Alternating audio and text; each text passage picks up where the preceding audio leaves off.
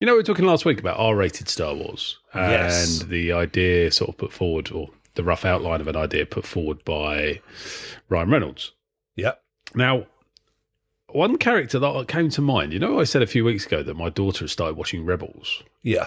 I think an origin story and a more adult-focused origin story for Kanan Jarrus would be interesting.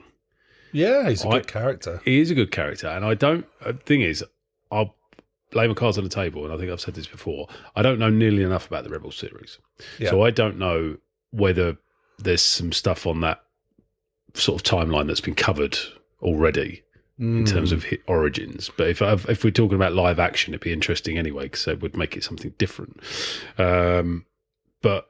And I also thought about, like, if you think about when did Rebels first come out? We're talking like 10, 15 years ago.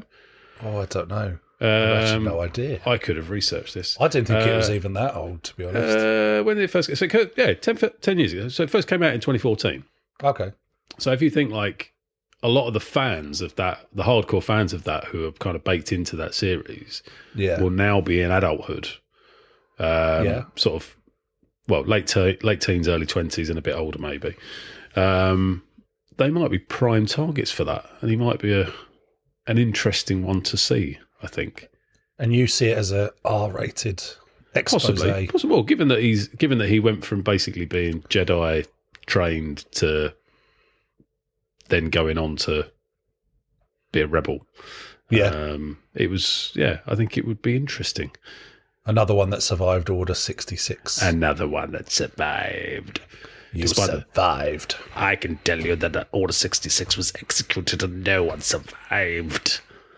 Oh, they missed loads of Jedi, apparently. They that royally, didn't they? They made a complete mess of that. So many Jedi. The last of the Jedi will you be? Well, Yoda doesn't even know how many survived.